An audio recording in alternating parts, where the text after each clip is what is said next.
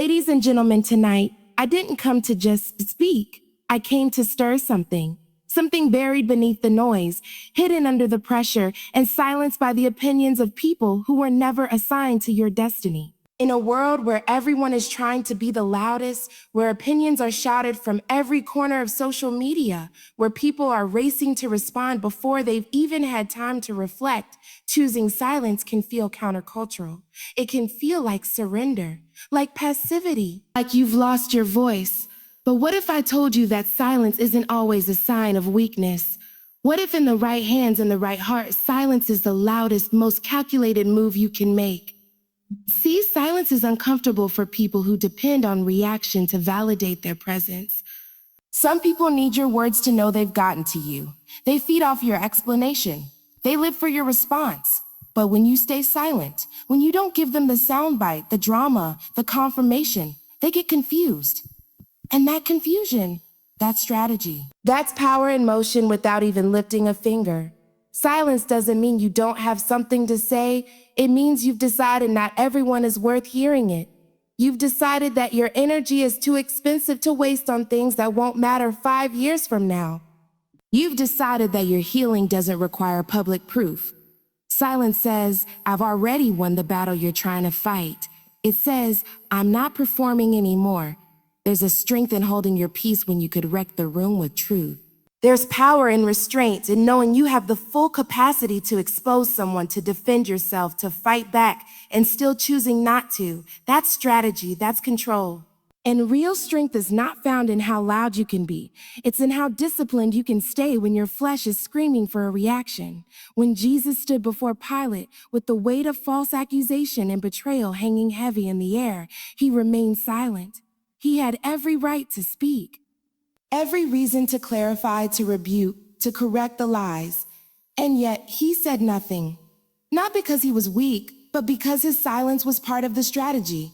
He understood that purpose didn't require performance. He knew that the truth didn't need to scream to be known. It would reveal itself in time. Divas is differ. That kind of silence, it's sacred. It's disruptive. It shakes atmospheres and breaks chains. We live in a time where silence is often misunderstood. People equate silence with being uninformed, unbothered, or uninterested.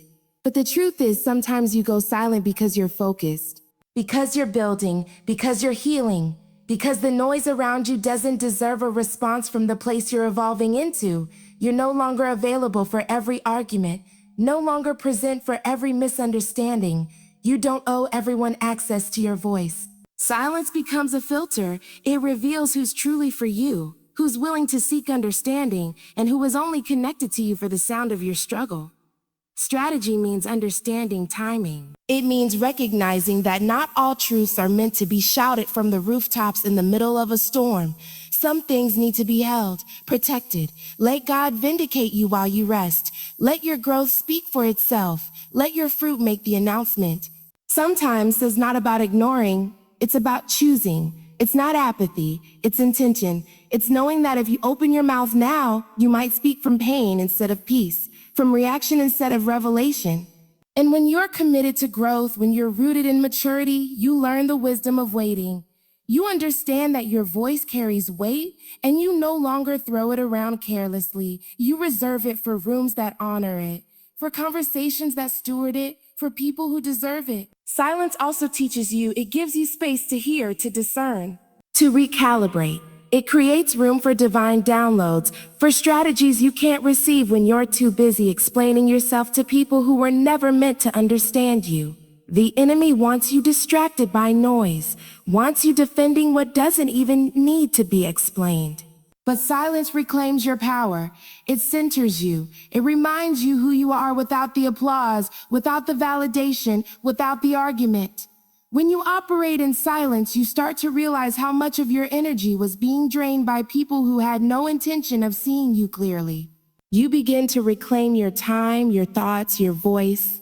You become more intentional with who has access to your words. And in that shift, you gain a new kind of strength. A strength that doesn't need to prove itself to be present. A strength that doesn't need volume to have value. There's something radical about choosing peace when everything around you is designed to pull you into conflict. The world thrives on noise, on reaction, on getting under your skin just enough to make you forget who you are. But peace, real peace, it's disruptive, it's bold. It walks into a room filled with chaos and doesn't flinch. It's not the absence of trouble, it's the presence of stillness in the middle of it. And when you carry that kind of peace, it speaks for you. It silences the chaos without needing to argue with it. See, people expect you to fight back. They expect you to clap back, to engage, to retaliate. They're ready for the war because that's the language they speak. But when you choose peace, when you smile instead of snapping, when you breathe instead of breaking, when you stay grounded instead of getting pulled into the drama, it confuses them. Because peace doesn't make sense to people who thrive on instability. Your calmness becomes your resistance. Your refusal to be moved becomes your revolution. Peace is not passive. It's not pretending everything's okay. It's not silence out of fear. It's silence that comes from knowing you're unshakable. It's the awareness that you've been through worse and made it out stronger. It's the confidence that your value isn't up for debate and your worth doesn't need defending. Peace comes from doing the inner work, from wrestling with the parts of yourself that used to respond from pain and now respond from power. It's cultivated in the secret place, when nobody is watching, when you're learning to surrender what you can't control and trust God with the rest. Your peace is a signal. It tells the world, I know who I am. And when you know who you are, chaos loses its grip on you. The chaos might still swirl around you, emails coming in hot, people questioning your character, situations trying to unravel your progress. But you don't let it inside. You protect your peace like it's sacred, because it is. It's your compass, your grounding, your clarity. There are people who will try to bait you into losing your peace just so they can say they got a reaction, but you've grown past that. You're not here to prove yourself to anyone. You're not here to convince people who have already made up their minds. Your silence is not permission, it's preservation. And when you move in peace, you stop allowing other people's chaos to write your narrative. That kind of peace shifts rooms. It's not always loud, but it's always felt. People don't always understand it, but they can't ignore it. Because peace carries presence. It's authority without aggression. It's control without manipulation. It's confidence without arrogance. It's a soft answer that turns away wrath. It's the pause before you speak, the decision to walk away instead of escalate. It's the knowing glance that says, I'm not lowering my frequency to match your dysfunction. Chaos is loud, but it's also temporary. It burns fast, and then it burns out. Peace, though, it sustains. It carries you. It protects your future from being damaged by a momentary emotion.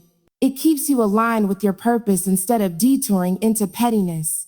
Because let's be honest, we all have moments where we could choose chaos. We could match energy. We could flip tables. We could let them have it. But peace whispers you don't need to. You've already won. Peace also creates space for you to hear yourself. When you're constantly reacting to chaos, you lose touch with your own voice. You start moving in survival mode instead of strategy. You start confusing adrenaline for alignment. But when you center yourself in peace, you move with intention. You hear God clearer, you respond with wisdom. You stop making decisions from fear and start making them from faith. Your peace disrupts cycles, generational cycles, emotional cycles, patterns of dysfunction that have followed you for years. When you choose peace, you're not just making a decision for today, you're setting a precedent for your future. You're declaring that chaos no longer has the final say, that healing is your new default, that boundaries are now your standard, and the people who once had the power to disturb your peace, they lose that power the moment you stop handing it to them. There's nothing louder than a person who has every reason to fall apart but chooses to remain whole. There's nothing louder than a mind that should be anxious but stays anchored. There's nothing louder than someone who walks into a storm and brings the stillness with them. That kind of peace doesn't just confuse the enemy, it terrifies him, because it means you're no longer reactive. You're no longer emotionally manipulated. You're no longer dancing to the rhythm of someone else's instability. You're grounded. You're focused. You're free. There's a weight that comes with always feeling like you have to respond. Like every misunderstanding demands clarification. Like every attack deserves a rebuttal. Like every lie needs to be corrected. But the truth is, not every battle is yours to fight. Not every comment is worth your energy. Not every person is ready to hear the truth, even if you shout it. And when you begin to understand that, you free yourself from the exhausting cycle of constant explanation. Silence doesn't mean you're weak. It doesn't mean you don't have a response. It means you've matured to a point where your voice isn't wasted on noise. It means you've learned how to discern the difference between a battle that builds you and a battle that drains you. It means you've realized that some people don't want resolution. They want a reaction. They want to pull you out of character, to disrupt your progress, to get you caught up in things that no longer match where you're headed. There's a certain peace in knowing you could say something, but you choose not to. That's not cowardice, that's discipline. That's knowing your assignment is bigger than the distraction.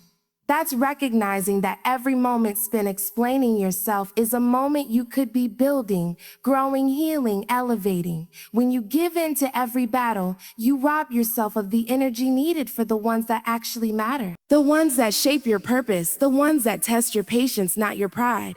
Sometimes silence is your weapon. Not because you're retreating, but because you're wise. Wisdom knows when to speak and when to be still. It knows that your voice carries weight, and you don't throw it around just to prove a point. Some things will reveal themselves without your involvement. Some people will expose themselves without your help. Your job isn't to fight every battle. It's to stay in position, stay in peace, and stay in purpose. There's also something powerful about letting your actions speak. Your fruit will say what your words never could. Your consistency will silence every critic. Your growth will make the noise they try to start fade into nothing more disarming to a person who expected a fight than to receive your silence. That silence is not passive, it's purposeful. It tells them that your energy has been rerouted to something greater, that you're not available for drama, for games, for emotional warfare. You don't owe everyone an explanation. You don't have to defend yourself in every room. Let them talk. Let them assume. Let them spin their narratives. If God has called you to something, if you're walking in integrity, if your heart is pure, you don't need to prove anything to anyone. You are not obligated to correct every wrong. You are not required to show up for every argument.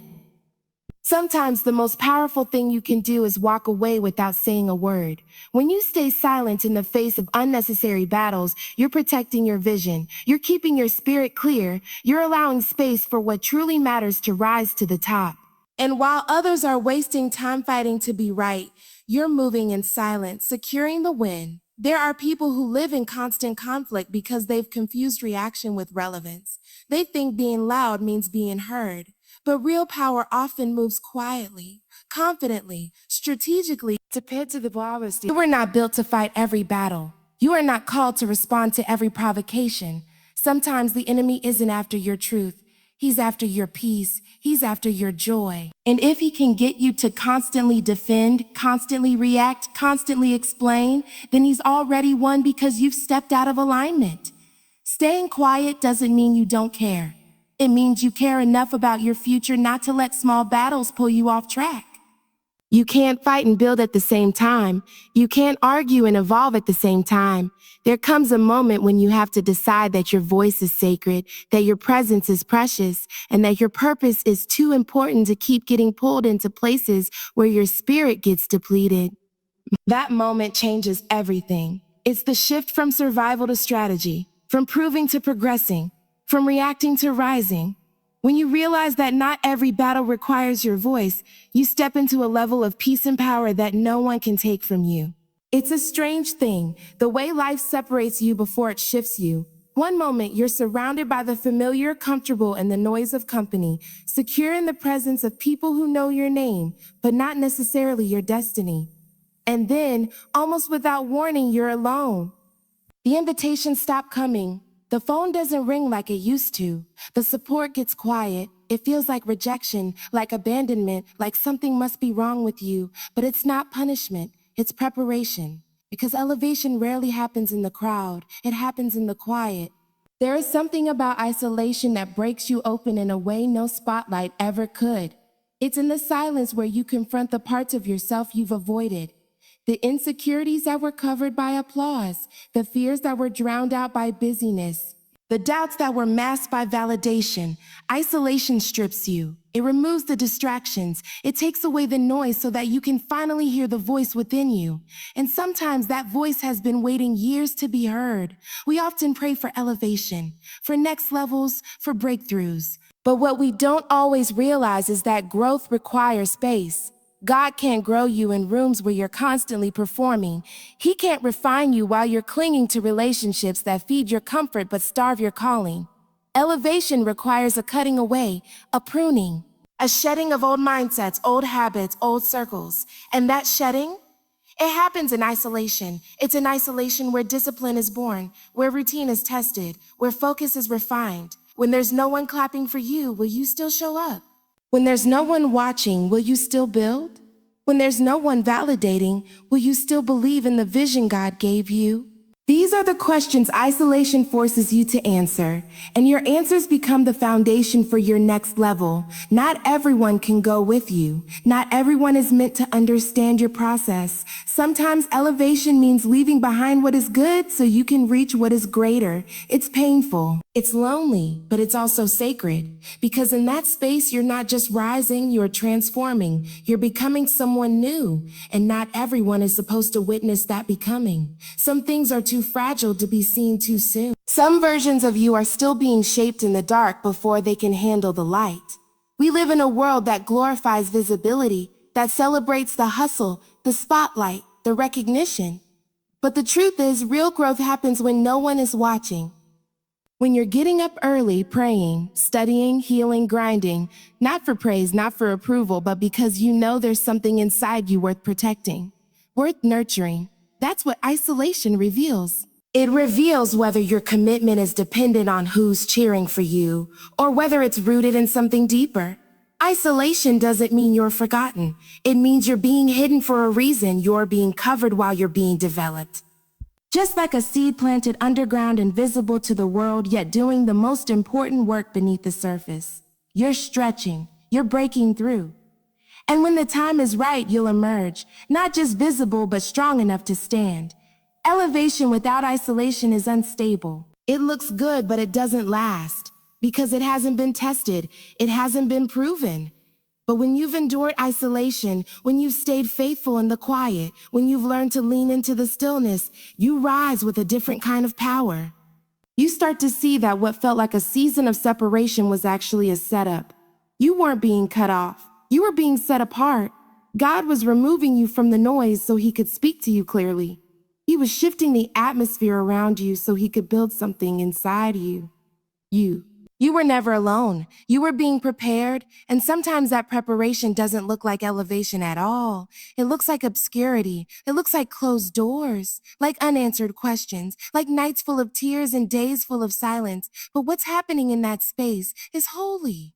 It's where your character is being strengthened, where your spirit is being fortified, where your purpose is being crystallized. And when the elevation comes, when the doors open, when the platform rises beneath your feet, you'll know it wasn't by chance. You'll know it was forged in the fire of isolation. It was born in a space where you were overlooked, underestimated, unseen. You'll carry the weight of that moment with grace, not arrogance, with wisdom, not noise, because you'll remember what it cost you. You'll remember how you were built in the dark, and that remembrance will keep you grounded while you rise.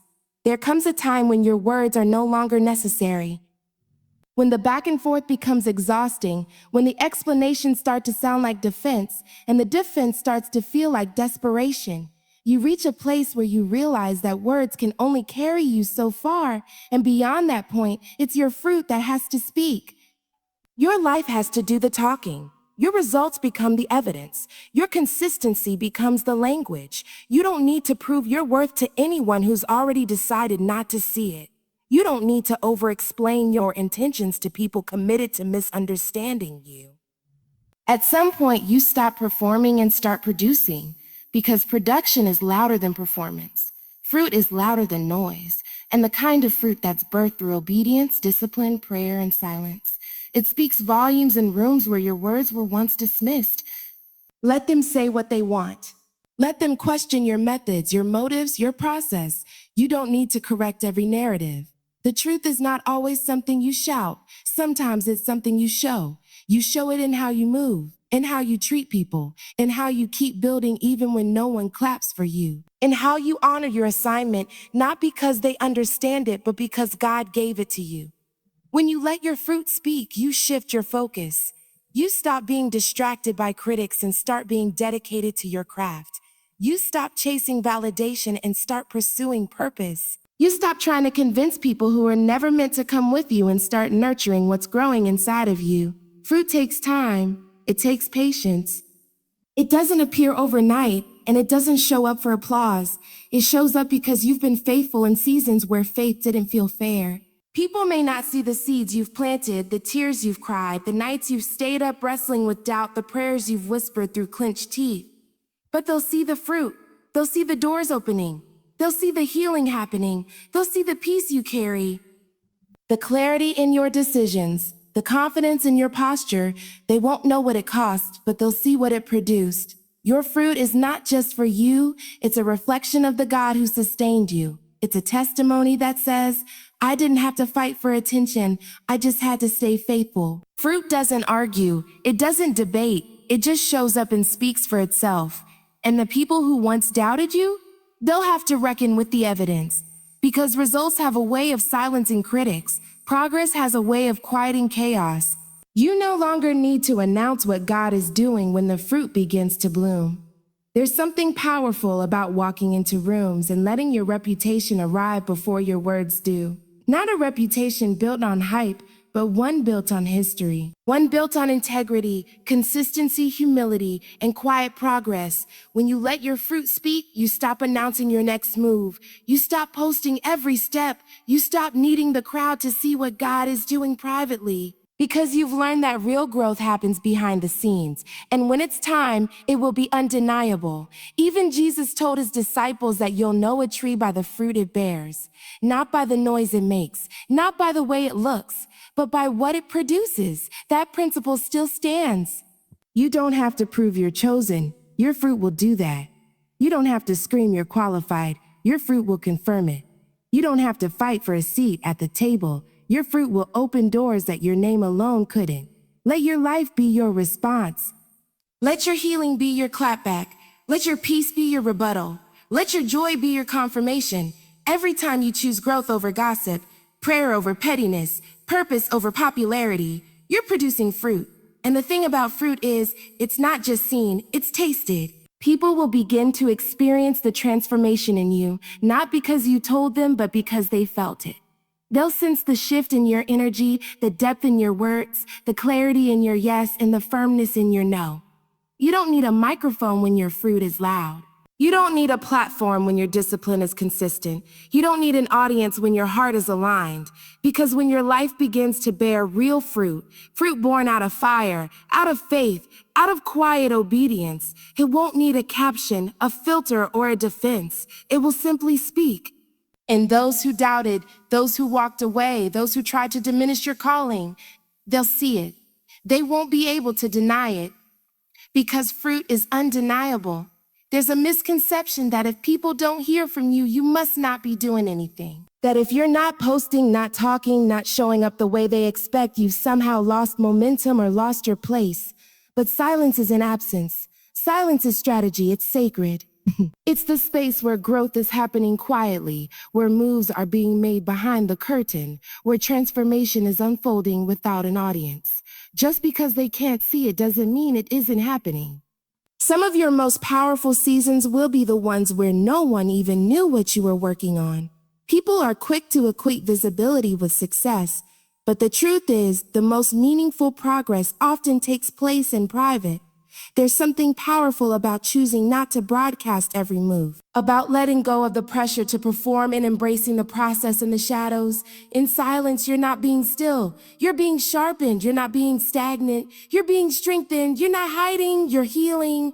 There's a refining that takes place in the quiet, and only those who are committed to growth can embrace it without needing the applause to keep them going. Your silence holds power because it protects what's still unfolding. Some things are too fresh, too sacred to be spoken prematurely. When you move in silence, you give your dreams room to breathe before they have to prove themselves. You give yourself space to evolve without the weight of public opinion pressing down on a process that's still in motion. Silence becomes your sanctuary. It becomes the place where clarity is born. Where clarity is born, where God's voice gets louder than the world's noise, where you remember who you are without the need for outside affirmation. And make no mistake, silence is not weakness. It's not submission to defeat. It's not evidence that you're lost. It's the discipline of discernment. The decision to wait before you speak, to build before you broadcast, to grow before you glow. You've learned that announcing every step invites unnecessary distractions.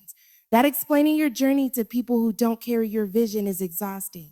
So you choose quiet, you choose stillness. Not because you don't have something to say, but because what's coming is too powerful to be diluted by premature noise. There is divine protection in your silence. It shields you from opinions that were never meant to shape you. It guards your spirit from energies that can't support where you're going. It keeps your focus sharp and your soul intact. While others chase attention, you're chasing alignment. While others try to be seen, you're trying to be whole. Because you've learned that being loud doesn't make you effective and being seen doesn't always mean being ready. So you let God finish the work in the dark. You let Him mold you, mature you, stretch you without the need for constant commentary. Silence is also where your vision becomes clear. When the noise fades, when the pressure lifts, you begin to see with spiritual eyes again. You remember the why behind what you're building. You reconnect with the fire inside of you that doesn't burn for followers or validation.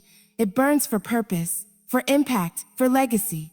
And that fire, once lit in silence, can't be put out by anything external. It becomes the fuel that pushes you forward, even when no one's watching. Your silence also teaches others how to treat you. It shows that you're not moved by pressure, that you don't need chaos to feel important, that you've outgrown the need to prove yourself. You're not performing anymore. You're positioning, you're aligning, you're preparing. The people who once thrived on your reactions will grow confused when your silence speaks louder than your anger ever did. They won't know how to engage with the version of you that doesn't need to defend, doesn't need to retaliate, doesn't need to respond. This kind of silence is a language. It says, I'm focused. It says, I'm building something you can't see yet. It says, my peace is non-negotiable. It says, I don't need to be loud to be powerful. You're not hiding, you're honoring the process. You're not avoiding, you're advancing. And when the time is right, your progress will speak so loudly it won't need an introduction. Your presence will carry the weight of everything you've been cultivating in the quiet. So keep moving in silence. Keep working while the world sleeps on you. Keep honoring the unseen seasons. Because what's built in silence will speak in strength, it will speak in impact, it will speak in legacy, and it will speak in a way no caption, no comment, and no criticism ever could. Ladies and gentlemen, let them wonder. Let them guess. Let your silence echo louder than their noise. Every unspoken word, every quiet season, every withheld reaction is proof of your growth. You don't have to announce what God is doing. Your life will testify. Confuse them not with chaos, but with calm, not with noise, but with fruit. Your silence isn't empty. It's loaded with purpose, discipline, and divine strategy. So walk boldly, speak only when it's necessary, and trust that your silence is making more impact than their shouting ever could. The loudest voice in the room doesn't always carry the truth.